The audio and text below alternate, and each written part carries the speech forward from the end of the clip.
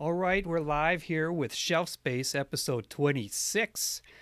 Today's going to be an episode all about SGCC, which just happened a couple weeks ago. And as usual, we got Charles from Montreal. Hey, We have Gina live out in Toronto. Hello. And we have a special guest here, you'll notice in the top right. We thought who better to talk about SGCC with than Bryan Tan, co founder of XM Studios. Welcome to the show, Bryan.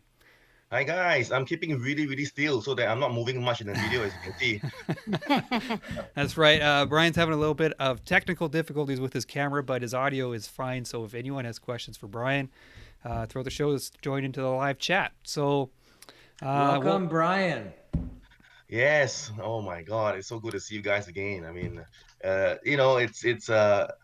it's a season to be merry, so I'm really glad that I'm doing one of these shows with you guys here today. So shoot any questions you have at me, and I'll do my best to answer them.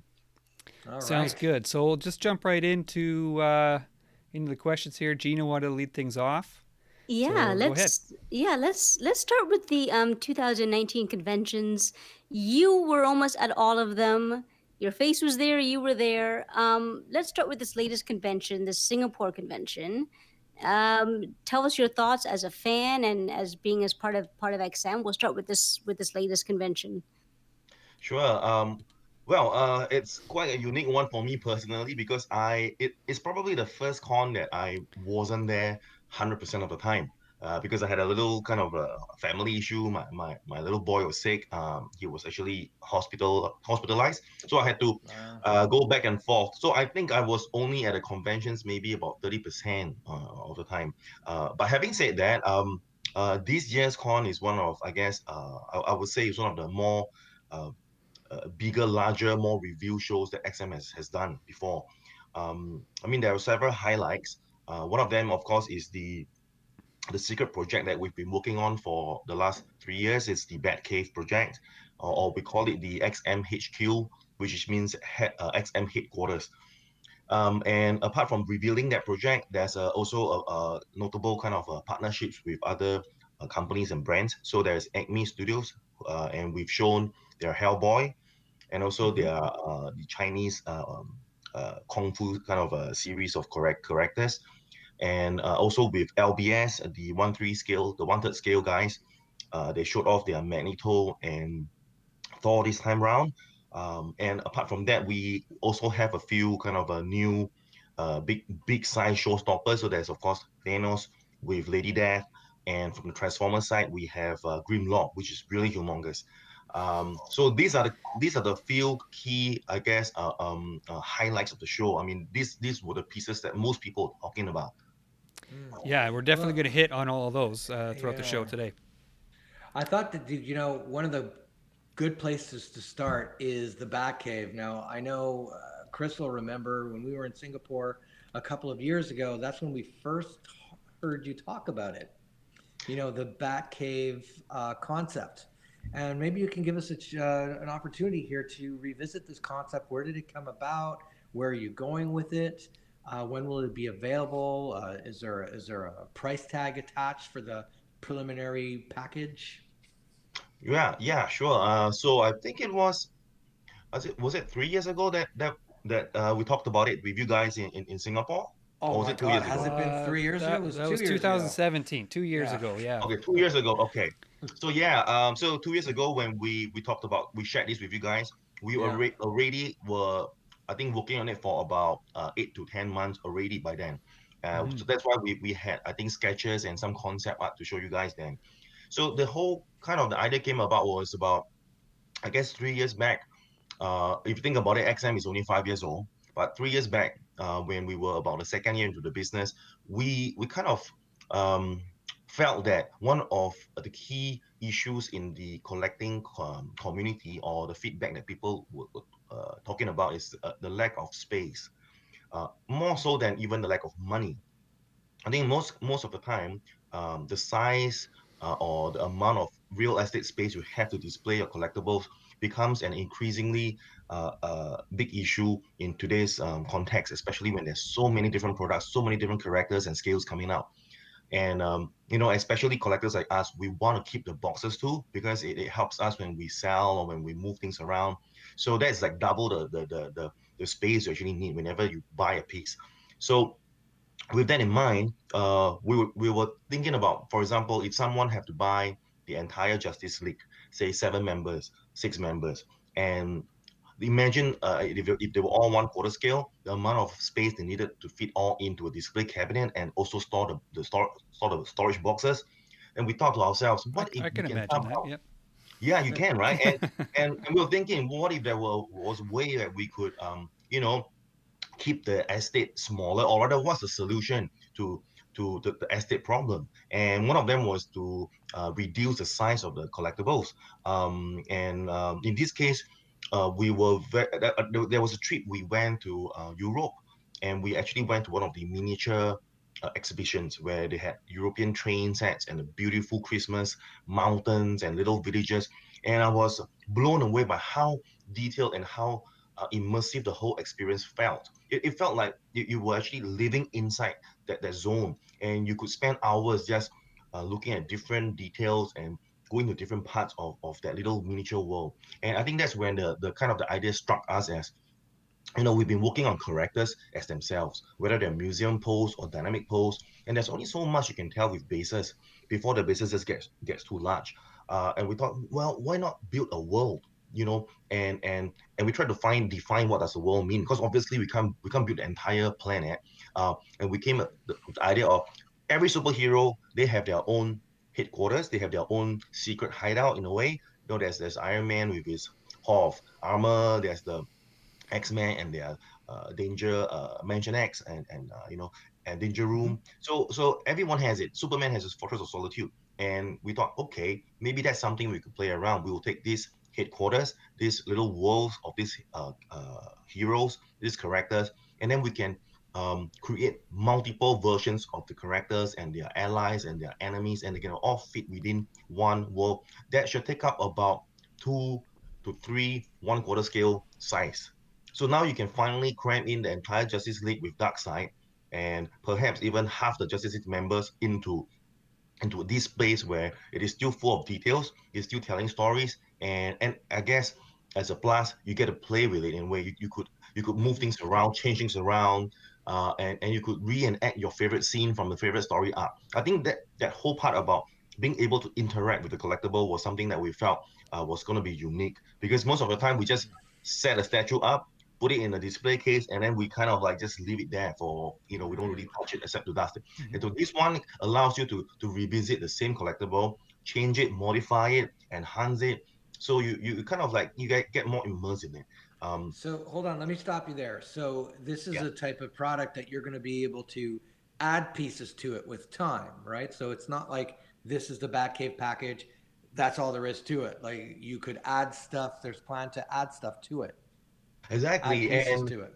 yeah, and we kind of we actually had a video that we did at the show, and we're gonna upload it onto YouTube, and you guys can have a check it out. But there are 3 keywords that we are trying to tell people what we're trying to do with this collectible. The first word is build. You can build it. You can literally build it from ground up. You can decide if uh, you know, how to build the different parts. And then the second word is customize. Once you build the base, you start customizing it with different rooms, different characters, different lights. Yep, there's going to be lights inside as well. And then the last word is expand. So when you felt that, okay, you've already added all the rooms you want, and you feel that you could go no further, that's where you could actually expand the base itself, like giving it one more level in height, expanding the width of it. So at the show itself, we were showing a prototype of a kind of a maxed, I wouldn't say a maxed out build, but an expanded build. So it looks big, but if you the basic version of it, if you take away the expansion parts, it's actually taking about the floor space of 2 1/4 scale statues. So it's actually Wow. really quite manageable. What Um, about the colors? Are there going to be colors to this, or is it basically So that sorry, I just gray? want to jump in. So I'll Sorry, finish your question. I just want to jump in and say all the pictures from today's show are from Augustine Lowe, that's one of the right. coolest guys and in Singapore. He crushed it this year with the photos. from the convention, and all Yeah, yeah. every photo in the show today is from Augustine. So thanks, Augustine, if you're watching. Okay, continue. Sorry. Yeah. The Just question on was, that, right? Yeah. Just on that, well, maybe we should do like a photo off, right? Three of you and Augustine, and then we do like a voting on photos. Because you guys, all of you, all four of you, you all shoot such amazing photos, and I think you guys have it's your own so different true. style. Yeah. You know, different styles. Like Charles, he always has the green plant behind. Yeah. Well, not always. I try to mix it up too, you know. Okay, okay. So okay, so yeah, back to the Batcave, right? So it's build, customize, and expand, and so Charles, you're right that what we've shown here is just the tip of the iceberg. At the show, we've only shown the rooms of the trophy room. There was a T-Rex. I was quite surprised. A lot of people on Facebook was asking me why is there a T-Rex in the Batcave. Now, and what if you remember, we do things a lot more based on comics rather than the Sure, movies. So, of course, in the movies, you don't see a T-Rex in Batcave, but in the comics, it's quite common. It's just one part of his trophy collection. sure. Um, He there's does have also it. I honestly don't know why he has it though. It is supposed to be there though. I'm not sure what the story behind what the T-Rex. What does anybody know? Charles, do you know what it? I think It's he defeated a villain on, and it was some sort of animatronic T Rex, Okay. and so Gina's he won right that battle. Yeah, he won that battle, and then he just took that T Rex back with him. as a he memento. Yes, just had yes, to. Serial killer tendencies, then, is what you're But saying. yeah. there are a lot of trophies. There's also the big Two-Face coin. I mean, there are a lot of things that he kept there. He's because Batman's kind of like a serial killer that way, you know. Yeah, it's kind of creepy too, huh? All right. He's but just to not lose track of that question, will the Batcave have different colors, or will it kind of all have that gray Oh no, no, look to it?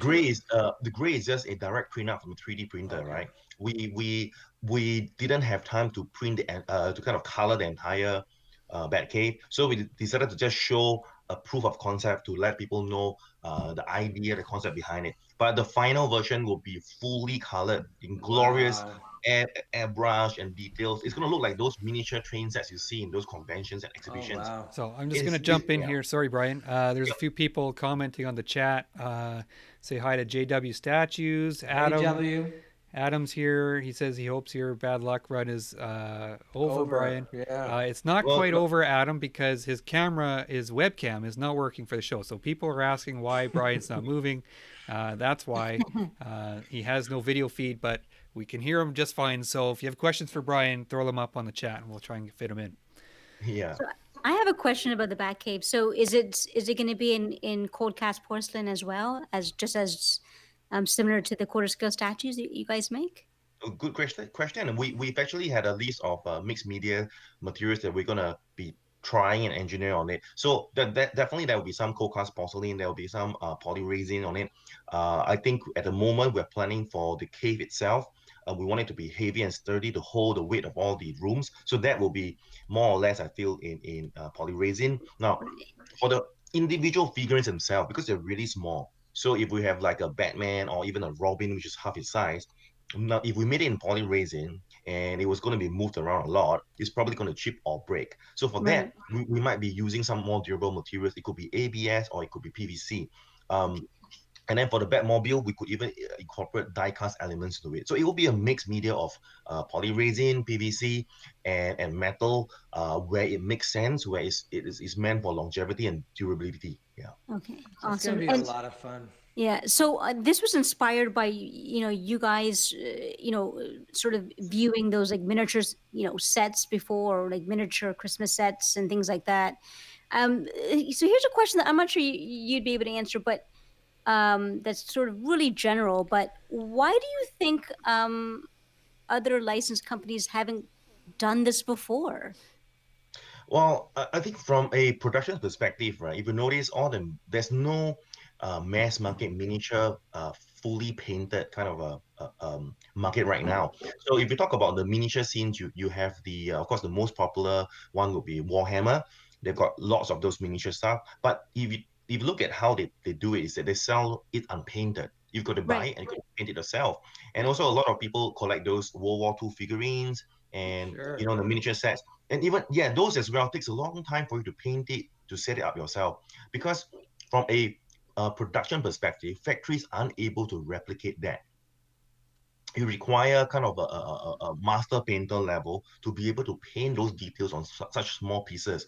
And this relates to a point where sometimes people say if it's small size, it should be cheap. But that's sometimes it actually reverses, because the smaller it is, the more complicated it is, and more detailed it is. It actually requires more cost in terms of craftsmanship to get it done and painted up. So I think that's the reason why some maybe a lot of producers might not have gone into it, because it's a technically challenging product to create. If you think it's hard to QC a 1/4 scale statue, it is going to be a lot harder to QC a 1/30 scale statue or 1/30 Mm. scale figurine. Yeah. Has there been like a timeline as to when this will go on pre-order? Has a cost, is there an estimated cost for the first package? We have so the we kind of at the moment, in terms of our planning, we plan to have the first fully painted bat cave with working lights. So they're gonna be lights that you could actually position around a cave, so you could light it up yourself. I think the idea is that you're like the bat cave engineer, and you're building your own bat caves and setting the lights yourself. So you're gonna have hours of fun with that. Now, um, the paint and the engineering of the electricity, we are planning to be ready, or at least get it kind of at a ready to show the world by next year's June. About 6 months to 8 months, we think we'll be able to get that done. And once we have a full colored prototype, usually going to pre-order will be very soon after that. So I will estimate within 2020, which is next year, it should be going available for sale then. Now, in terms of pricing, and this is where people are thinking when they look at the picture, they say that's gonna cost me my lungs or my part of my body part and all that. And that's the beauty of this, is that we want it to be flexible pricing. We didn't want to create a something and say here's a fixed price. Either you can afford it or you can't. So you can actually build it up yourself. You could build a basic cave, and the basic cave we have in mind is we want to keep it affordable. A basic cave will come with the Bat computer, Batman, the Batmobile, and the cave itself. And then the other rooms, you can buy them separately. Generally, Mm. in terms of price points, I would say at the moment it's estimates, because we haven't got the factory pricing yet. But what we would like to do is to keep the Bat cave under 1,000 USD. Oh wow. Okay. Okay. Yeah, I and got to that's Interesting. just tell for you, the basic. Yeah. Love between that. you and me, I think I love this idea of creating, the superhero universes. And the Batcave's a great idea. The Fortress of Solitude also. Yep. Even the JLA High Tower, if you were able to do that, if it could like, hang from the ceiling or something. Yeah, you But can have the round table. Everybody sits around it. Yeah. right. But I got to tell you, like my secret hope is that somewhere down the line, Disney gets okay with this and they let you do the Baxter building. Because the Baxter building, really every floor is something else. And that would be really amazing. Oh, The that's Baxter interesting. building. Most of the time we get requests like do the X Mansion, do the X-Men Danger Room and all that.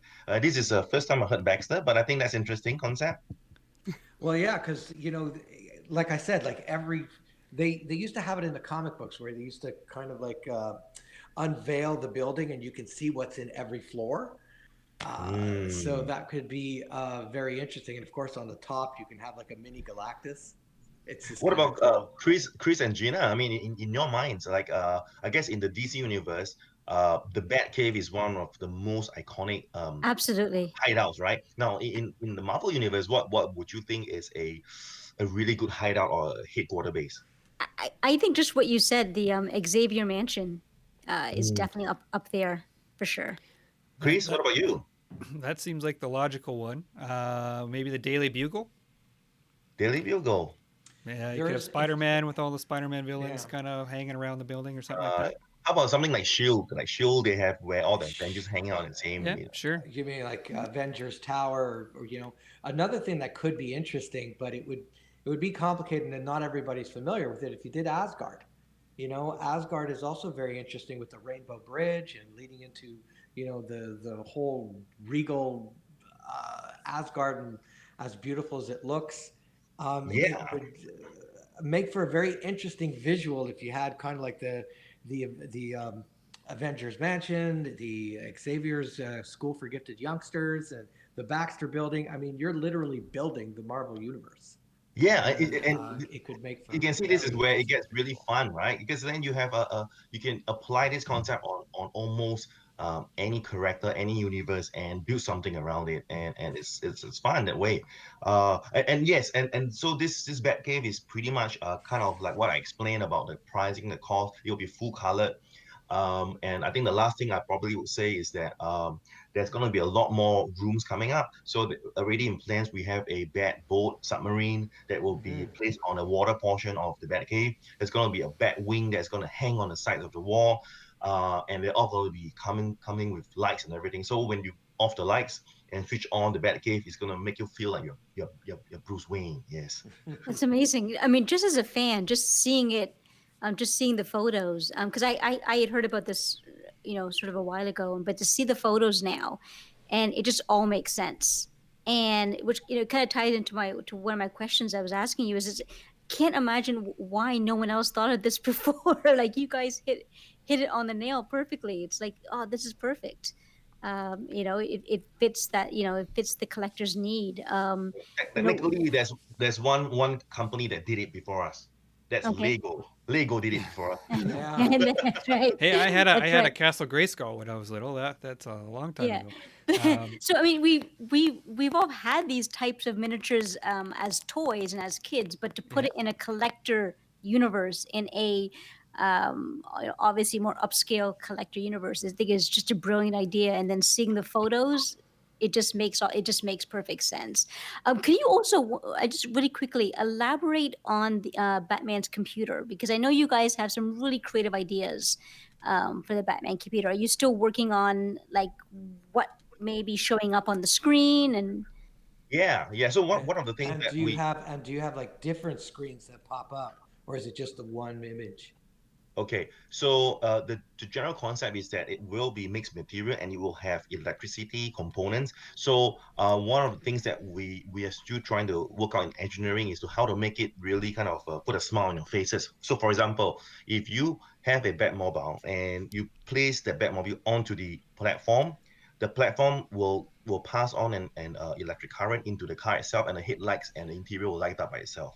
Very So cool. oh wow, with that concept in mind, we wanted the cave to be lit up with different small parts of its rooms. So the back computer is one of the big major parts. So the back computer itself, we are looking into making the screens actual LED screens. So you might even slot in an SD card and play a Batman movie. So it's like Batman watching a Batman movie in the Batcave.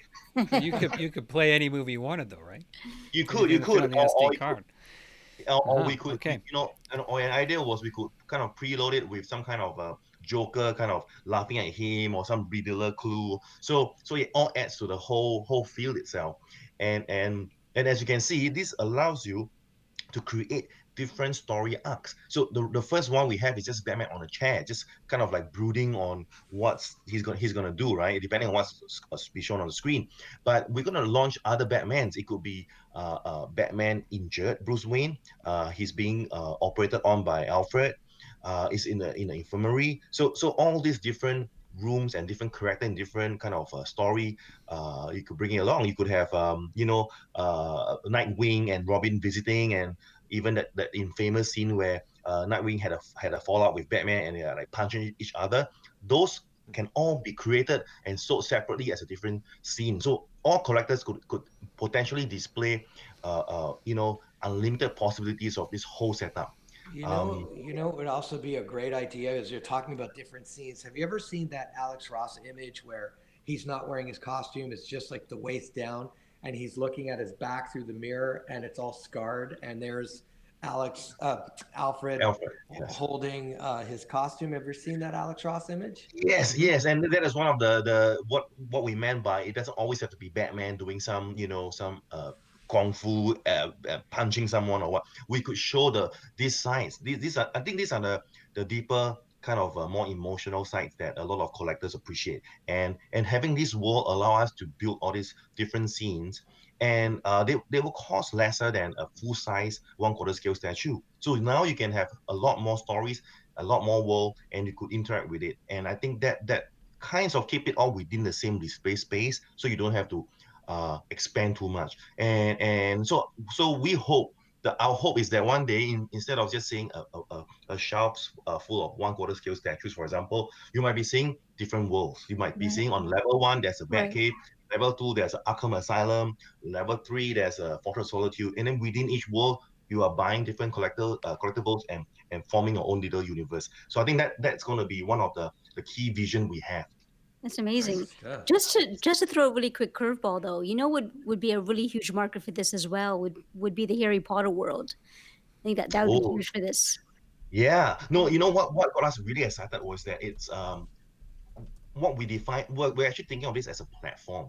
So it's a platform of headquarters. It applies to almost every IP. So like you said, Harry Potter, we could build, a part of the Hogwarts universe and Exactly. Yeah. university, and then it could apply to, even for example, if it's anime, there's One Piece, you could build a part of the boat, and the members are just chilling on different decks of the boat. So Exactly. it's Yeah. and that's the part about it which excites us, and we hope that with this initial Batcave, it allows us to kind of make it in a way that these are all modular, buildable, and you can even cross change worlds if you want to in future, in a way. Yeah. Great, great. Yeah. Well, I Are think it's a you? great idea, Yeah. and it looks like it's going to turn out amazing. Most of the people in the chat are concurring with the X Men as being a great idea, um, and so I think it's a great, like you said, we first heard about it a couple years ago when we were in Singapore, and we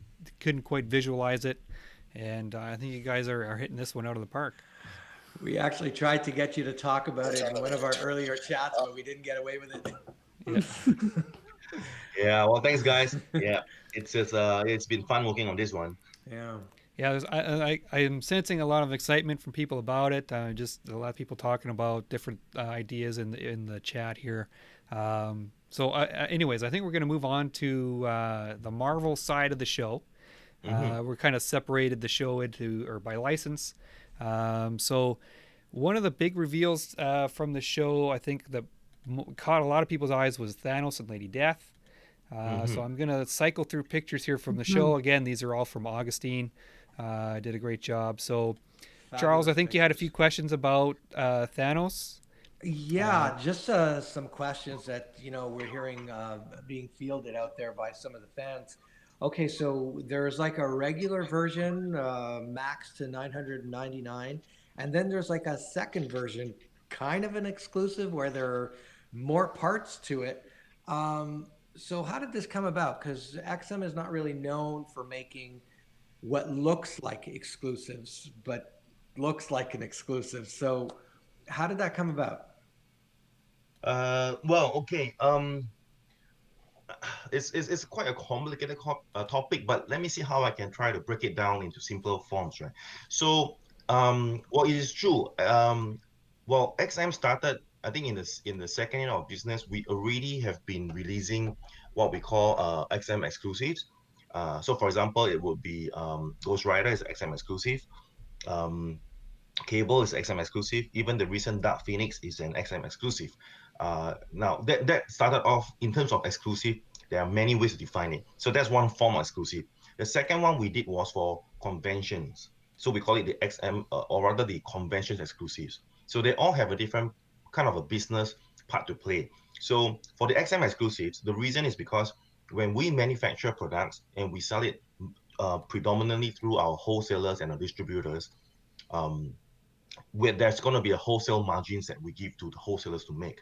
So, for businesses, when we do conventions and we do things like SGCC, none of these are funded by any of the distributors. It's all paid for by ourselves. And the cost of doing conventions and marketing is really high as we go around different cities and setting up booths and renting hotels and flights. So what we wanted to do was have in one XM exclusive a year per IP to help fund all this marketing. Because with XM exclusives, we do not give any distributor discounts. It is all direct, meant to be direct sales from XM only. And we're trying to limit to just one per IP per year. So it is going to be something that we will close to our heart. We will pick something special, for example, like Ghost Rider. And so that's kind of how we define the XM exclusives in the earlier years, right? Then as we move along from the second, third to fourth year, we started to kind of evolve and learn from feedback. And that increasingly people were kind of getting a bit more bored and weary of big bases. So we first make our impact making big bases.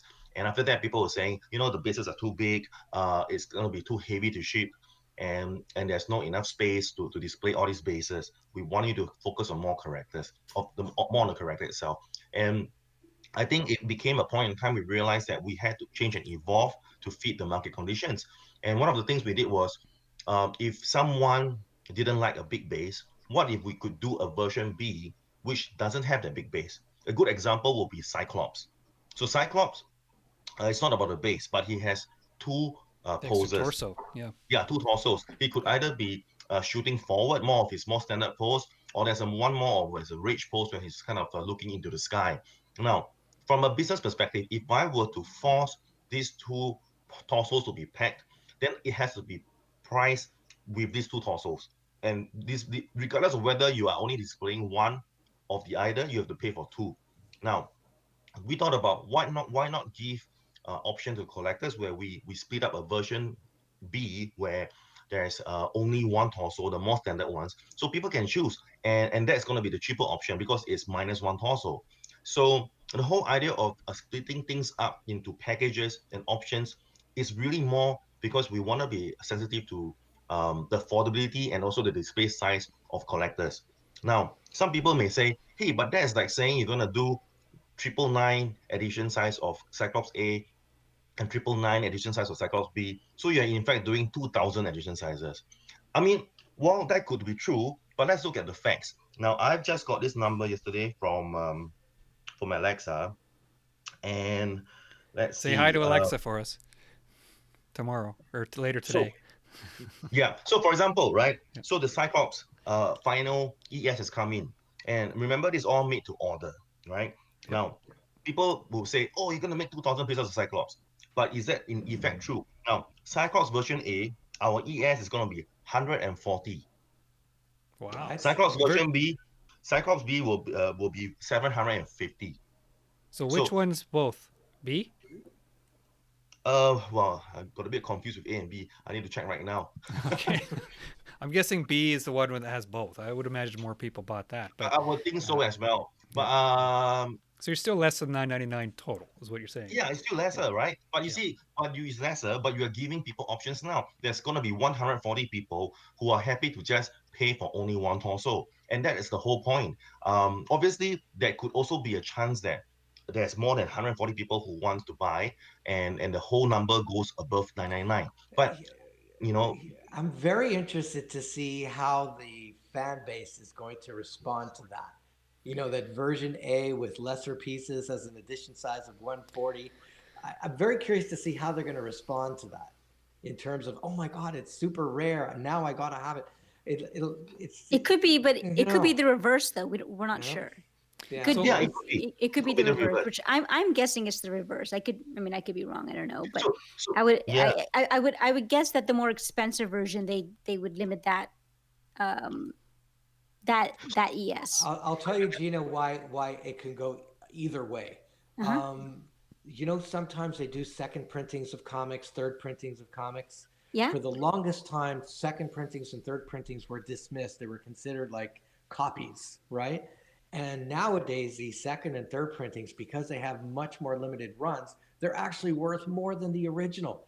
It's quite something to see. And this Well, is new. This is sometimes a they have new different phenomenon. covers too, right? Yeah. Right, or a different coloring Yep. or whatever. So, it's hard to tell how people are going to react. And, not Well, everybody is crazy about edition sizes, but there are some that go absolutely loopy about it. yeah, well, and, and it's I can say a couple people just in the chat here. Mark saying he's glad to have options. Tyler says he's glad to have options. So, uh, you're gonna have some people that love it, some people that don't. Yeah. But I yeah, think but I one of think the the big concept, just hold on. I think the concept is that it seems like there's a philosophy change with XM with regards to producing variants and exclusives or one edition has something that the other one doesn't. Personally, I don't care. It doesn't impact what I would order and how I order what I like. But it is a change in philosophy. I think the fan base will get used to it. It's just Mm. something that was noted.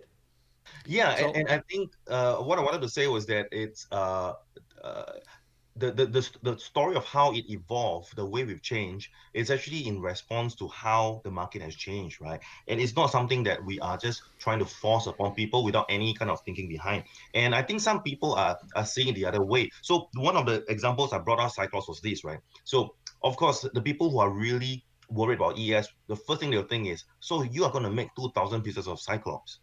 But the fact is, it's not because it's MTO. We wouldn't know the answer, and there's no way for us to know if there are going to be more people buying A or B, and that's the whole purpose of made to order. It is we're not trying to second guess what the market wants now. We're just trying to let the market decide for themselves. So even with Thanos, okay, so Thanos is a bit more unique. And I think it deserves an explanation why. So when we first had the Thanos concept, we weren't thinking of breaking it up. The concept starts from as early as 1.5 years ago. And during that time, concepts on paper, we would not know what is the actual final price of it, the final cost of producing it. As we get closer to the date, once we have the printout, once we have the factory give us quote based on the current materials cost in today's world, and we look at the cost and say, wow, that is going to be expensive. And then we think about the Cyclops plan again. Like, do we want to force people just to buy both? Or are we going to give options? They can buy either one, or they can buy both if they want to. So now this becomes a three option. So it kind of evolved from there. Then as to why the bundled version has, a few more thrown in was because the bundled version by default is the most expensive version. It's like it's got all the bells and whistles. So the concept was to make that the bells and whistles version where if money wasn't a problem with you and you wanted to get everything you wanted inside, here's the version for you. But if you just want to buy one character and be happy with it, here's two other options for you. So it wasn't so much on a exclusive kind of a deal where we just want to make sure, oh, if you don't buy exclusive, you're going to miss out. But Right. really, it's more about offering more options. and Well, and people on like, that, but on that same note, there, Brian. I mean, Augie actually is asking a very good question. He's wondering if the Mistress of Death is going to be sold separately. So uh, would that be an I option? I believe we are trying to make that work at the moment, and I as of now I cannot confirm, Okay. but yes, I mean this is I something thought that she we wanted. was. I thought you guys said you were going to, but it was only going to be the human one. That's the Right. thing. I It was do one recall. I, is I do one recall header. that on the second day of So con that, it's still up in the air. You're still confirming, is what you're saying. yeah, Okay. I'm saying that. Okay, well, on the second day of the convention, I went back and I think Ben updated me that it could be done, but on this program right now, before I could really determine that, I just want to say I think that's where we're heading. I don't want to confirm right now. It's doable yet. Yeah. Okay. So speaking of options, I just showed a couple pictures of Deadpool, which was Hmm. another new reveal from the show, and this is another one that has a version A and version B. So, um, can you Yes. tell us a little bit about this guy? What comes with each one? So it's actually kind of the same story as well. But so when we first did the concept, it was the one on the left. It had the comic panel frame where he's jumping out to the fourth dimension. He's Mm-hmm. wearing his a ridiculous skater with rockets on it. He has a additional head that's trying to tear a grenade with his teeth. So this was the main concept. And as we produce it, as you can see, with the unicorn and the whole setup, the cost itself is going to be more than a traditional one-quarter scale statue. So, so we thought, okay, let's also give an option. If people just want Deadpool by himself, doing an action pose, quick and easy, then that's the option. Hey, why's my face on that? Yeah, what was that? What? No, no, that's not. That's on. That was that was the third That's. option. Oh, That would be the super That exclusive would That's option. be the a third. This is great super option. super exclusive. Yeah. Made to Yeah. order to three. Yes. Yeah. And These with are th- that's these are this just option right here that you're talking about. Yeah, yes, yes. these So are these are awesome photos by Augie. By the way, yeah. these are amazing. yeah, yeah, he's a great guy. Yeah, and Yeah, so the story is that this the first one will come with the frame. It has his speech balloons, and it has Oh, you like his that? over the top Yeah, rocket I mean, well. this should be the standard portrait now for everything upcoming. Yeah, I'm not quite sure Marvel agree to that, but yeah, I There think we it's a go. good idea. It's the transgender version of Yeah. X-23. So that's another new one. Red Hulk was redone. I'm just cycling through a bunch of pictures here. So as we're talking, we got another new one. The new Thor with the Hmm. modern costume. On top of the destroyer. A lot of people were pretty taken by that one. Think it looks pretty cool. Sabretooth, which very is not nice. new, but I always like pictures of this one. This one's by Alvaro Ribeiro, I think, who's been on the show. Very nice. Yeah, Augustine wants the Bryan Tan portrait option. It really, Yeah. it works for pretty much everything. You know, I know, man. Just like that, though. It has to be yeah, just like that. yeah. Yeah, Another thing that's interesting from the show is these 1/3 scale Marvel pieces Yes. from Legendary Beast Studio. So a lot of people, I think, are maybe a little confused on what XM's role is with these projects. Can you explain a little bit about how you're collaborating with Legendary Beast? sure. So well, XM is a pretty lean team, and we've only got 24 hours a day.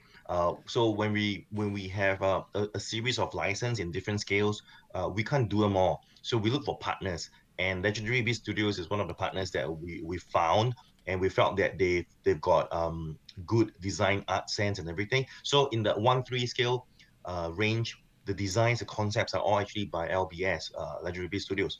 But XM's part in it is to ensure the build quality, the final paint and everything is to the XM standards. So think of it as a collab where LBS does the concept, they manage the sculptors themselves. Then XM helps them with the approvals and helps them Yeah. with the final paint in terms of the production, making sure that all the production pieces are going to be done based on the XM standards, and we're very Yeah. strict on the quality of it. So that's pretty much how we collaborate. So I would say it's actually in XM's times LBS kind of a collab project, because a lot of people will say, "Oh, it's an XM project." Well, it's not. I mean, it's I would say it's much more of an LBS project. Yeah, Well, they're doing the creative, and you're doing more the engineering and the post op. that's right. Yeah. In this kind of partnership, or in that type of partnership, not to not to put you on the hot seat, but who would Put have him the on the final? hot seat. Okay, I'll put you on the hot seat. Who has the final say? Uh, Marvel. Marvel's the Marvel, gotcha. boss. Yeah, I got sure. Good Like, what if answer. you see a project? What if you see a project and you think, like, would you consider just adding this or taking away this? It would be even better. But is there room for that in this Oh, kind of definitely. partnership? We do. I mean, even though they're predominantly the creative team doing the 1/3 scale, it doesn't mean XM we just keep quiet and just do the Yeah. production for them. No, we in the beginning part from the concept stages, we do get a little bit involved. We do kind of like share our thoughts. If something we feel could be better, or something we feel could be improved, or something that could potentially create production issues, so all this will be flagged out early with them. Mm. So it's not like we just leave them to do whatever they want and then we'll just say "Hey, we'll make it." So that's why it's a little bit collaborative, but I would say more of the credit goes to them. I mean, they do most of the bulk of the work. So I guess in the construction world, they would be like your subcontractor in a way, right? In a way, So kind yeah. of in a way, there's a subcon, and their contracted duties would be creative, concept, sculpting. Yeah, There's the exclusive Emma Frost here with the Bryan Tan Very portrait. nice. no, not yet. Um, just before we wrap up the legendary Beast issue, is there a plan to do a Doctor Doom or a Spider Man? Like, are these going to be two, three a year? Has there been any thought put into how this is going to be presented to the But fan base? there is a Spider-Man one, right? It is not one. That's a different line, right? They have two different lines. Right. Yeah, that's Um, 1817 scale. Yeah, 1817 scale. don't Yeah. think I Yeah. have a That's picture of the that action one. pose 7 skill one. Yeah. Yeah, that's the one with the big kind of explosive bases. Explosion. Yeah. Yeah. Mm. Yeah, I don't have a So picture. yeah, Charles, we definitely I think the plan is to do about I think 2 to 3 1/3 scales a year. Um, it's been a bit slower in the beginning because they are new to the game, so they need more kind of guidance and everything. But we wanted to make sure what they're putting out is good. That's why it takes a bit longer to make sure things are good. So with Uh, the Spider-Man one, Tyler Sherwood saying he saw it, said it didn't look quite finished. Is it an early kind of prototype, or is that because the Captain America was like a production piece, right? Do you have yes, any idea what point in time the Spider-Man's at? Is it the still? Spider-Man is probably at like the 80% mark in a way. Whatever was shown there was one of a kind. It was like kind of rush painted for the con, so it is Okay. not definitely not a production one. Okay. Mm. So hopefully that answers Tyler's question. So they're probably working on those gaps that you saw at the con there. Yeah, the last I spoke to Nathan, who I hope he's feeling better. He actually had I think he had some stomach discomfort that day, but he was telling me that even for the light up version of the Spider-Man base, he wasn't sure whether that was something that they're gonna do. He just wanted to show that off to get feedback. So I don't think it's really confirmed whether he's gonna produce the light up base or not. Yeah. Okay. Okay, a lot of people asking about different characters and stuff that are coming up, but just to keep the show moving, we're gonna skip those questions. But Brian might We'll just might be say able to yes, answer. he's doing Doctor Yeah. Doom. So let's move on. Yeah. Um, And okay, Silver so Surfer. so we're gonna move on to the DC side of things for the show, and you had a couple new pieces there. We'll start with, let me just find it. We had Nightwing. So you're continuing the Samurai line. We had Nightwing. Robin was shown in New York, but I just wanted to show these two side by side. I think they go pretty well together. Man, this line is just amazing. I have been impressed by everything that's come out of the Samurai line. It's incredible. Oh, thank you so much, sir. I'll be sure to pass on the message to Martin and Singh. Now I Well, think, they know. I tell them all the yeah, time. But it's really an impressive looking line. I think one of the reasons why is because you don't look hampered by DC Creative. It seems like they're letting you do almost what you want to do with this line. Yeah, pretty much so. They've been really supportive. I think they understand that the XM bunch of guys, they are more, we're kind of out of the box guys. We tend to want to do stuff a bit different, and we're always trying to create new things rather than to just create what we think is best selling and all that. So with the Samurai range, we do have a lot of creative play. I actually do think the Nightwing is my favorite piece of the entire range right now. It used to be really, Batman Samurai, but right now it's going to be Nightwing. Wow. it looks pretty good. Yeah. And Tyler says, though, I don't have a picture of the wolf portrait, I don't think, but he said that one looked fantastic. Yeah, the I'll blue have and to. black mask.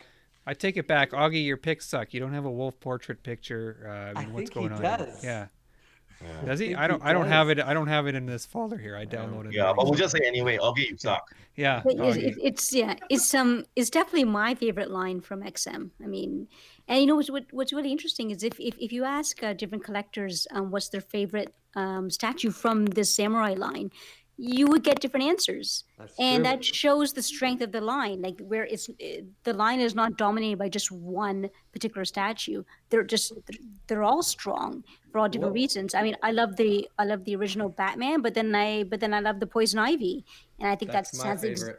yeah, it's just so it's really, and the other thing that's really interesting about this line is, usually you would have statues that are inspired by a comic book or movie or whatever, but it's almost as if these statues can inspire a comic book or a movie, you know? Yeah, I we think Yeah. certainly Chris hope is it does. having fun all by himself. I don't even think he's part of the show anymore. Oh, that's not. Yeah, it's not on screen. Um, quickly, Brian, I wanted well, I just want to jump back for 1 second here to back to the Marvel about the X-23. Oh yeah. Something that people are asking, and I actually wanted to ask too, was about her base. Did you get any feedback about that? Is there any plans to make any changes to it or Well, alterations? there are plenty of really good feedback on X23. I mean, generally, the three things I took away was this, right?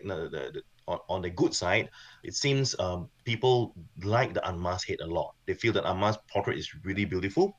I think so as well. I really like that head. I think I mean, XM hasn't been popular for female portraits, but I think we're stepping up the game. Now the other 2 points were more negative, right? But I think it's constructive. It was number one was the base itself. The base, it's like I think the first thing was about the rationale of the base. You know, why is it a military vehicle? I think more importantly, why does it look undersized? Like it's like a mini vehicle. It's not like a Yeah. extra size vehicle. So that is one thing. And the second, and I think the third thing was about the mast head, which they felt that it could be better, it could be more improved because I think the unmasked portrait is just a lot more beautiful than the masthead version. I Yeah. actually do agree with the feedback. I mean, just being and taking a third party observation view, I do have some doubts about the base. I'll definitely bring this up. So what we've done here is we've together with Alex, the beardless guy, we've conduct what we've done is every week we throw through all the feedback that people are giving us on various platforms, but mostly social, and then we actually have a list of all these feedback that people are talking about. So we might not be saying something to people, but we are listening out there. We might not be responding, but we are taking all this in. And then after that, what we do is we'll kind of do a comparison of all the main feedback mention points, and then we present back to Singh and his team and tell him, hey, this is what seems to be happening, and then our team will look into whether how they could improve things. So I would say keep the feedback coming in because it is what empowers us to untwist people like Singh Yeah. and changing Well, things. you guys did that with the Supergirl, right? I Where did that. you tweaked Yeah, it.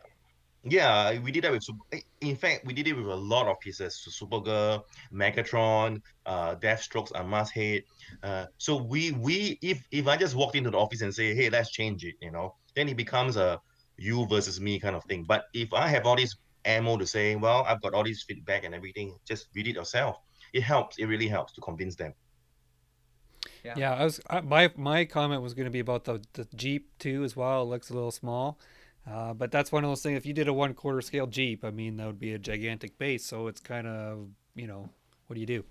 Anyways, let's jump back to DC. A couple of other new pieces here. We got the Batman Rebirth. We got Catwoman Rebirth.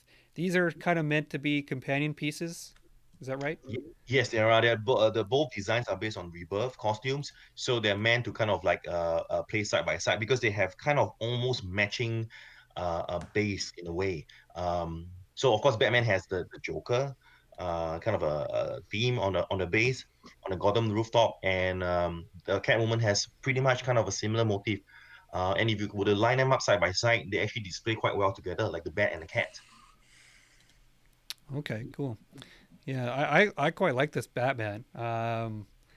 It wasn't on display at New York. I was hoping it was going to be there, but I really love it in the pictures. I think it looks great. Yeah, Catwoman looks if you have good. a back view is great because I think Martin did a phenomenal sculpt with the back of the cape. But I The don't think back of there's the cape. I don't have the back of the cape, but I like how he's holding it in his Yeah, hand. He's got Augie, the where's the flow. back of the cape? Yeah, Jeez. I know. He's oh really he's letting us down here. Um, Jeez. Don't listen to them, Augie. These figures are awesome. Don't listen to them. Jesus so okay. the Batman, yeah, Batman, Catwoman look good. So those are a couple new ones from the 1/6 line. We also saw the painted Dark Side diorama. So this was unpainted in New York, and Right. all three of us saw it there. Super impressive piece, and I think I don't know if I speak for all of us, but I think it looks even better with color on it. Oh yeah. Sure. Uh, Is there a plan to do two colors or meaning like an uncolored one or unpainted one, I should say?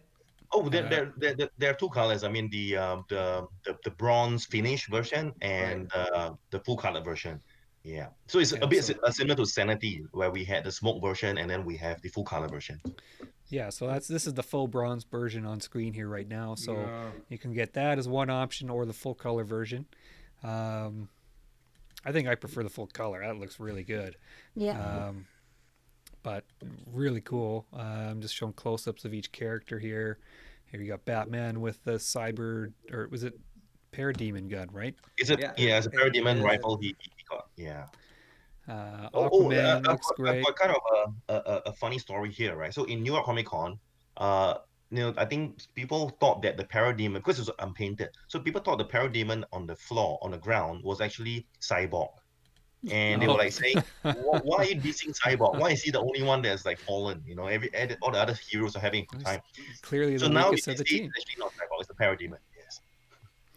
So and we got Superman there. My favorite from the character is actually the Martian Manhunter. I think he stands He out to looks me. terrific. He looks terrific. Yeah. Actually, when I saw it at New York Comic Con, my favorite was Aquaman. Just the way that he's sort of hoisted up on the wave just looks amazing. But Yeah. now seeing it painted and seeing the intricate sculpt on the Martian Hunter, he looks really really good. Hmm. Yeah. It's cool. There's so Yeah. much to see on this one. I think that's a great piece. Yeah. Um, so that's all I got for DC. So there was some pretty cool stuff to see there. I think we'll move on. If anyone has anything else to say about DC, we can move on to Transformers. One last thing before we go to DC. Do you have any update on the Joker Samurai, which we have seen like prelims and hints for a really long time? What's going on with the Joker Samurai? The Joker Samurai, the new concept has been approved, and we are already kind of like in the final stages of the scout. So it will should be kind of printed and reviewed really soon. I would say within the next 3-4 months, perhaps. Be very interesting to see because I remember him with the jacket, without the jacket, with the tattoo, without the tattoo. Yeah. With the But samurai stand next to him, without it. I mean, that one. but Why? it It's just so much creative went behind it. is it Sorry. completely different now, Brian, or are you sticking sort of with that general concept from? Well, we saw it 2 years ago. It was there. It was the unpainted version, right? It's completely different now. I'm not sure, but I recall in the last video chat I had with you guys, I might have shown off a concept of it, the latest concept. Sorry. Um, I don't know. Are you uh, seeing that? Are you like? no, it's not. Well, no, people aren't seeing that on screen, but What's happening? I'm putting your face on every statue here. That's Am I the coming Come up. only on, one man. that's Yeah, seeing that or something? Like, yeah. Put me on Iron Maiden, man. I will. It's coming up. I have that in this segment, even though it says Transformers. Okay, So so Brian, you're just confirming that we're getting a brand new design for that Samurai Joker. Yeah, I mean, brand new as in it's no longer the Yakuza design, Okay. if that's what you're referring to. But I think I yes, might that's have what shown we're the referring concept to. before in one of the videos, in I'm the trying last to video rem- chat I have with you guys. Okay. Yeah, I might Okay, have. I'm I trying might to have. remember. Okay. I don't think I've seen it, but you might have shown it. So here, just let's run through some of the Transformers. We got Bumblebee, which was a new reveal just before the event, actually, right? Yes. Bumblebee and Spike. Um, yeah, let me just find. Take these guys off. Yeah, people was wondering why did we include Spike? That is one of the feedback, right? I think it's the reason why we wanted to put Spike in is because Bumblebee by himself, in terms of the scale relation, he's really really tiny, and he looks a bit odd by himself. Like he's more of a accessory or some kind of a add-on exclusive little part. That's why we added Spike aside along him so that together they have more presence. Okay. So quickly before we get to some of the bigger ones, you started a new line of Transformers. They're 1/20th scale, so about half the size, right? Yes. Um, Gold and silver versions. Is there going to be colored versions, or are you just going with gold and silver? At the moment, it's just gold and silver versions. And the story behind this is because when we were working with different artists on the line, we had to have a single kind of a creative theme for them to all follow because every artist is going to have their own take on it. But for this line, it has to have a specific kind of a XM G1 look that we wanted. So when we were sharing files to the different sculptors to say how to sculpt their version of the different Autobot, it was a bit difficult to bring that point across. So we actually had what we call like a T pose of each of these Optimus Primes and Megatron, and we send them all to all the different sculptors so that we have a reference point of how to match their designs. And along the way, we realized that well, this kind of T pose, museum pose, looks quite cool as reference prototypes. So we decided to create this as reference prototypes. So that's why they're not painted. They're more like a finished gunmetal and just finished gold. They are meant to be kind of a reference of all the design that has gone into making these pieces, because everything is designed from ground up. So we wanted to create these as reference points and create smaller pieces that are more affordable. So if you can't afford the space to display a huge piece like Grimlock at this full size, you could buy more of the smaller ones and create a whole line of them just to look at the design style sense behind. So the smaller ones, are they? They're all the same designs that you're doing, because your transformers are all kind of a little bit unique, like highly detailed, kind of amped up versions of the G1 transformers. The smaller Yes. ones, they're all exactly the same, like They are design the wise. exact replica of the same files we use for example, Optimus Prime, the large version, the full version. So what we just did was we post him in a more neutral museum pose, but every single detail is still there. But we made it smaller, so it's more affordable and it's easier to complete the line. Okay, so you mentioned Grimlock, and I'm going to throw some pictures up of him. I think this was probably one of the most talked about pieces from the show. A lot of people were really excited about this one. I don't know if it's the colors or just the size or what, but this thing looks enormous compared to some of the other ones. It is. Uh, I was taken aback when I saw it in person. It was like he felt like he was 1.5 times bigger than Optimus Prime, but he's not, right? I think he's larger than Optimus Prime. But as I understand, that is the kind of correct scale reference, because when you put Optimus Prime beside Grimlock in a cartoon, he is actually like a smaller, younger brother version of him. So he's really huge, and I'm really surprised as well that he's getting a lot more kind of he's more talked about. I would have thought it would be Megatron or Optimus Prime himself, but it seems Grimlock is getting a lot of attention.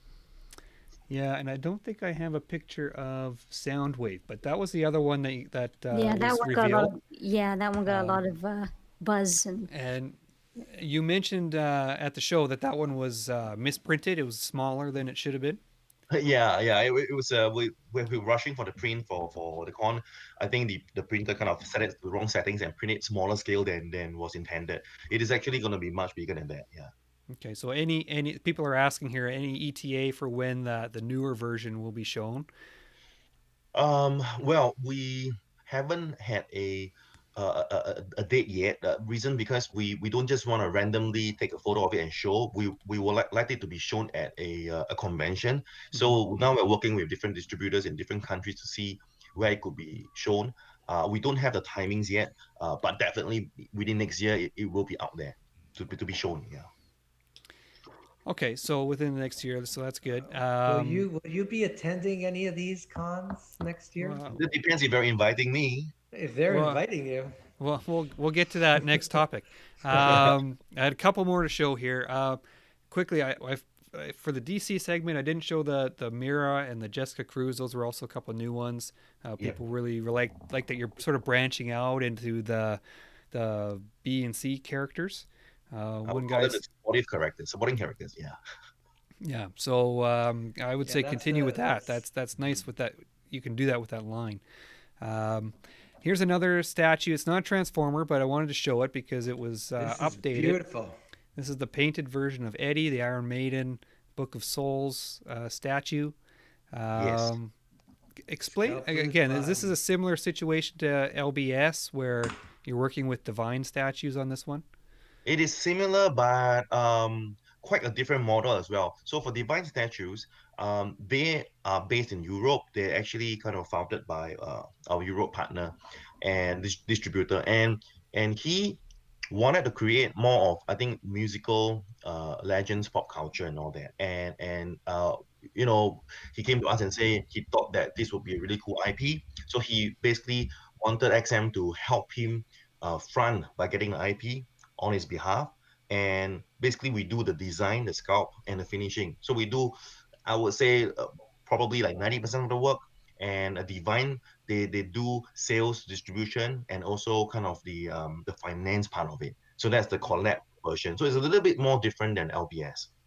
Yeah. Okay. Well, in this regard, also like the Iron Man rep, sorry, the Iron Maiden rep is kind of letting you be creative. They're not like overlording what you're doing. You're really getting some creative leeway here. They are really cool people to work with. That's one thing for sure. They're really chill, down to earth, and they let us do what we want. I think they kind of, I think they admire and respect our work. So it's a lot of mutual respect. So we get a lot of leeway. But the thing is, in terms of creative, haven't actually really done anything creative about it, because these are all based on the famous cover art, tour art that they have. So they have a couple, and The album Book of Souls. yeah, this was based on the China concert tour they had, book tour they had. So there's going to be other tours coming along, and we'll just be referencing those art. So the real credit of the creative should be to the artists who did those art pieces. We'll just kind of bring it to life in 3D. I have a Okay. quick question Yeah, go about, ahead. just sorry, Chris, for you. Because if you were able to get into the Kiss world, Hmm. that would be something else. Because some of their albums for Love Gun and Destroyer, those are meant to be in statue form. And the I other love gun. companies, Yeah. you Sorry, know, I might have misheard you. Did you say you wanted to kiss me? sure, He wanted to kiss your okay, love gun. Is what he said. that's Um, right. yeah. Um, What? What? okay, so quickly before I got a couple of pictures of the Hellboy, which just went up for pre-order. But before that, there was a couple questions about the Transformers. Augustine was asking about Bumblebee. Is he the correct size, or was he? Because people were saying he looked a little small, but you mentioned maybe he's supposed to be that size. Yeah, he's meant to be that size. He's also. I was also really kind of surprised he's that small, but I've been assured by my creative team that the size referencing is correct. In the G1 kind of cartoons, he is that small. He's kind of Okay. like a little baby kind of a bot beside Optimus Okay. Prime. And quickly shout out to Martin who's watching the show. He just tuned in. Martin, how are you? So, and one more Dorothea. question is about the one.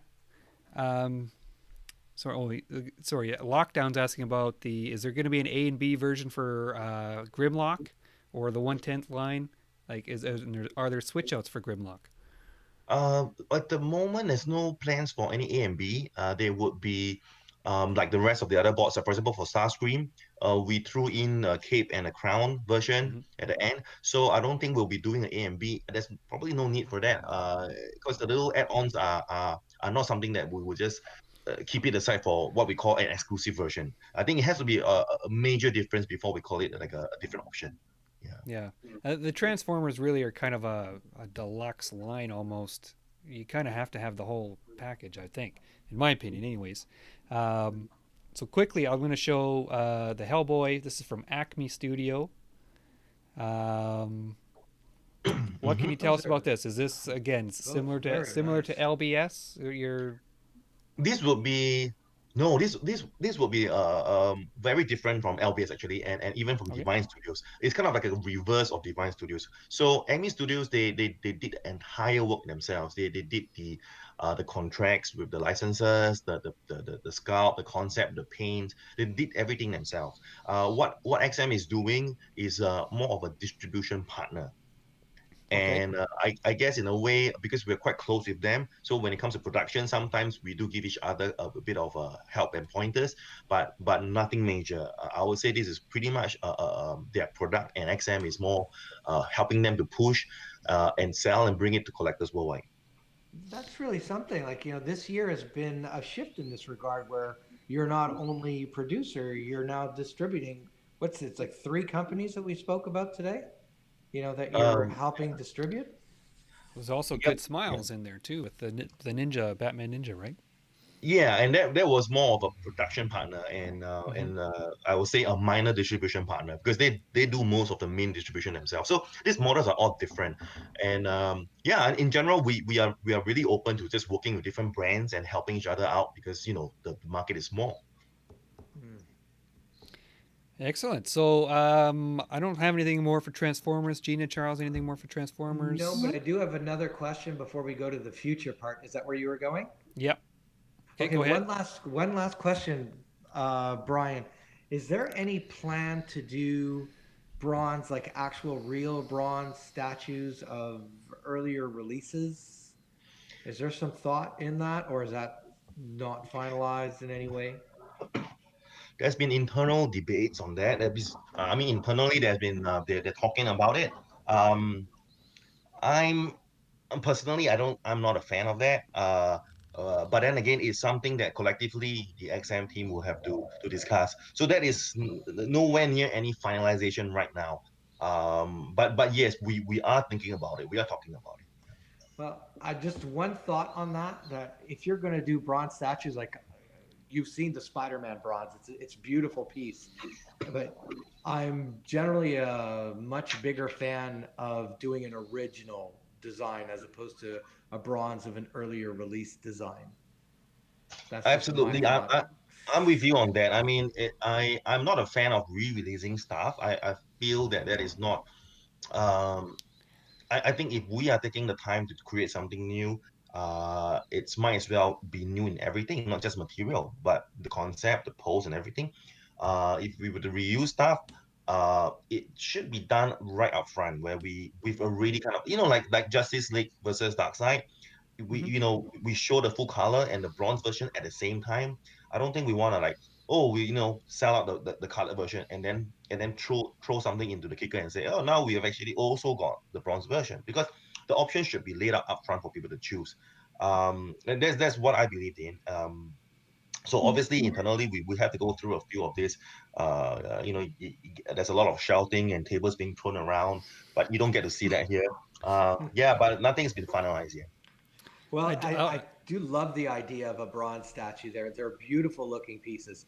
However, one of the reasons why the Bowen bronze were such a hit, and they still are, and they've managed to maintain the Grail status for 20 years, is because that bronze version of the Spider-Man statue is the only version of that statue that exists. And if it was a copy of something that was already out there, it wouldn't have the same luster. What if it's a Just my bronze thought on that. version, a bronze statue of me? Yes, well, can you put that his was, head on the yeah, Spider-Man ultra cool. bronze statue? Yeah. Yeah, yeah. Yeah. I do like the pewter ones. Those were nice, but they were a smaller version of previous releases. But yeah, I kind of concur with Charles. He do some original stuff. Okay, so you guys are Last but okay not with least, we're nearing the end of 2019, nearing the end of the show. Bryan Tan, what do you have in store for 2020? Can you give us a glimpse of what's next for Yeah, you?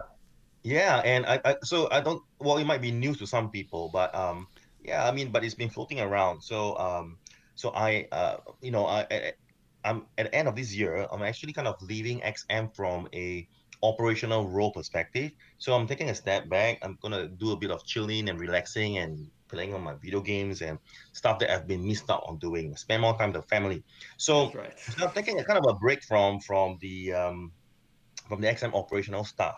Video Uh, games first, though. Video games first, definitely, and then, but I'm still very much a part of the XM team in the sense that I'm still a co-founder. I'm still a shareholder. I'm just not as involved in the daily operational stuff. And After the break, I probably might be up to something. I'm not sure yet. I'm just gonna take that 2 months off and see what life has to offer. But it's been quite interesting so far. I've had a lot of interesting meetings with people, and I'm quite excited to say, yeah. But at the moment now, nothing is concrete. The only thing that is concrete is that I will be spending 2 months playing video games, including the Resident Evil 2 remake, Batman Arkham, the final one, which I have yet to play yet. I just got my new PC yesterday. It's spec to the max, everything on Ultra. I can't wait to play it. Yeah. Excellent, excellent. So, uh, bit of a new era for XM, but you're still going to be behind the scenes, Yeah. working, Yeah, I'll pulling be some behind the strings and stuff. scenes. You'll see much less of me, but I'll be somewhere lurking there in the cupboard or underneath Yeah. the bed. And who's going to be taking on your role? Um, I don't think. Well, there are certain parts of the stuff that I've done that I've got in new help. So Alex Thomas is helping with the social media side. Hmm. He's much more popular than me, with or without beard. He's got a lot more subscribers and followers than me. So he's a great guy, and he's he really loves his work and he loves his statue. So we've got him on board as a social media manager and community manager. So his role is to crawl the feedback column, engage with fans, engage with people, so he can help XM improve as well. And he will also do some videos for us because he does some unboxing videos. So we're working with him on a series of content that he can help us build. So that's pretty much for the social side of it. As for the other internal operational stuff, I've split it up between the usual suspects. There's going to be Alexa, there's going to be Ben, Stanley, Sing even. So I think everybody's kind of like chipping in to take over some of the stuff that I'm doing at the moment. Yeah. So what you're saying is that it takes 5 people to replace you. No, no, no. It takes it takes 1% of 5 people. I No, don't do I'm that much, just to be kidding. honest. I'm just kidding. I know. I just hang around and eat sandwiches. That's my main role. Yeah. Well, I know a lot of people will miss seeing your face on social media and stuff, but I'm sure you'll still be around to talk to people. Of course, Um, of course. one quick question that's been asked a bunch of times and I've skipped it over. Adam's asking, are you guys still doing art prints? Is there still any plans for that, or is that idea scrapped? No, the upgrades are definitely a go ahead. It's just that there have been a series of, I would say, um, production issues that we face. Not so much in producing the upgrades, but in terms of the artist schedules. We've got a couple of artists that we've lined up to do amazing upgrades, but timing was just bad in terms of some of them get last minute commitments and family errands and stuff, and it just kept pushing back the projects. But it's on black and white. We will get it done definitely. Okay, with Cool. regards to the art prints, is there any way that you guys can make a final decision to get rid of that not for sale sign, on the print? Put it on the back or something, or put it teeny Well, weeny. that's Or the you know throw what you in. I can think, do? yeah. Put not for sale, write it in Chinese, so it just kind of looks Japanese. cool, but we don't know Japanese. what it says. um, okay, so Because, I think you're talking about different upprints. Then you're talking about the upprints that we Yeah, ship to I was factory. asking about art prints as a separate product, oh, right? sorry.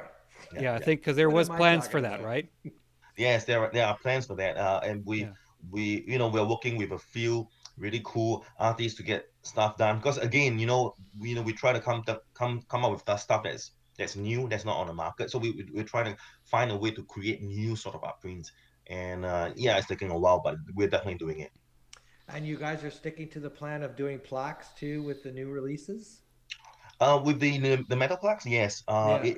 It's kind of like it's something that we felt we had to do because after we implemented the made to order model, there simply wasn't any reason to pre-order upfront or be the first in the queue because you can just take your time between that 2 months period. And then people at the convention felt the same way. They didn't have to buy anything; they could just wait for the 2 months. So we wanted to create a plug to thank people for supporting us, for coming to the cons, for buying early because you are early adopters. So we're rewarding you with something special. Excellent. Good stuff. Excellent. So, just sorry, people just throwing questions up here. More X Men down the line? Yes, next year will be. I Yeah. would say it Okay. will be X-Men year. Yeah. So Yeah, the X Men what line's is that? expanding. Yeah, so we're gonna see a Rogue and maybe a Psylocke. What are the now that Fantastic Four is going to be in the MCU? Are we going to start seeing maybe Doctor Doom, Silver Surfer, the It takes Thing? time, man. We are itching to work on those characters. Oh, you and me Oh, both. yeah, as soon as the green light comes, we'll be on it. I can assure you of that. So what's the obstacle with the green light for this license with this line? It seems to It's be like everyone's getting blocked for I that think line. it's yeah, it's hard to say because it's a very I think it's beyond my pay scale or pay grade. It's something that I guess the higher ups are planning, strategizing on how to incorporate back the IPs. So I don't have an answer for that, but I do understand these sort of things take some time to reintegrate back to that the main company. So in terms of how long it's gonna take, I don't think we Who can tell. knows? Yeah. Yeah, yeah. But I have a feeling it'll be soon. I mean, it's I think within the next 12 months, I hope. to get news on that. Well, that'd be good. Yeah, that would be That'd be good. great. All Yes, right, so one to one scale Galactus. Anyone sure, The why shipping, I not? can't wait for the Why shipping not? fee for that one. with Yeah. my face? Yes, yes, that's right. All right. So, any last questions, you guys, Charles or Gina, for Brian? All I'm going to say is thank you. And this could very well be the last time you do one of these things. And I'm thankful you came on the show. It's been great, I guess we can say, working with you these past few years and getting all the insights into XM, meeting you at the convention. It's been wonderful. And I really do hope that you stick around because if not, you would be sorely missed. And this is nothing against, the people who will replace you or the people that are still sticking around. They're all wonderful. However, there really is only one Bryan Tan, and I think the fan base knows that. And Thank you very much. Yeah. yeah. Well, don't be a stranger. My Facebook is still there. I'm still keep in touch. Just that if you PM me for updates on what's happening, I might not have the same level of detail after December because I'm not that involved anymore. Yeah, that's about it. But I'm still very much gonna be alive. It's not like I'm moving to Mars or something. Well, I Well, was gonna. thank you so Go much, ahead. Brian, for coming on. No problem, my pleasure. Yeah, I thank was you so hoping it much. would be on the 100th episode. Is Well, that obviously you can stands, still right? come on. You can still Yeah, come on I was the gonna. 100th episode. Yeah, I was Woohoo! gonna say, Brian, whether you're with XM or whoever, whatever you choose to do in the future. I mean, you're always welcome on the show. Come back and chat about whatever is going on in the pop culture world. So once again, like what Charles said, thanks for coming on the show. Thanks for everyone who was in the chat And asking questions. thanks to Augie for the photos, the beautiful Like, photos. yeah, All big thanks to right, Augie. Augie. Yeah, okay, you Except don't suck. so No, and actually, the show would not have been the same, Augie, without your pictures. Thank you very much for supporting the show and allowing us to use them. It was great. Yeah, yeah. I'll buy yeah, me coffee. This and next time, take pictures of the back, the rear of the yeah, statue. take the back of the cape next time. Come on. Yeah, Don't because listen to Okay, them, geez. and Augie. Don't listen to them. okay. And just once again, thanks to everyone for watching. Merry Christmas. We'll be back probably early in the new year with another show. With more Statue of the exciting Year stuff. awards coming up Yeah, next. statue awards are coming up next. So thanks for everyone tuning in. Brian, thanks for coming, and I'll talk to everyone later. See you next All time. right. Bye-bye.